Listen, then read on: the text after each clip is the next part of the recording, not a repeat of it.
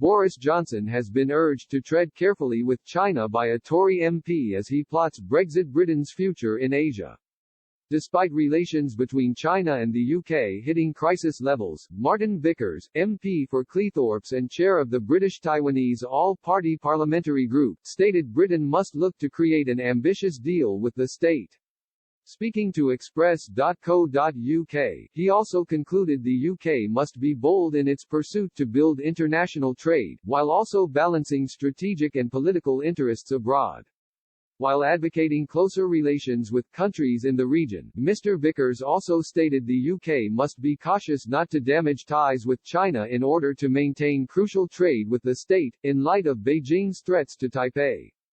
Mr. Vickers is an advocate of closer relations with Taiwan but warned the UK must maintain links to China, which will soon be the dominant global power.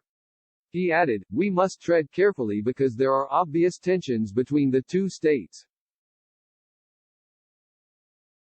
But in my view we've got to be pragmatic, take a realistic view, which means we've got to have a proper working relationship with China, but we shouldn't allow that to knock us off course over our relationships with a country like Taiwan just because of the dispute between them and mainland China.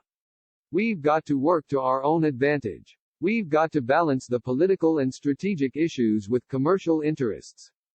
UK-China trade was valued at £68.3 billion in 2018, with Mr. Vickers warning Britain must be careful not to damage relations and therefore Britain's economy.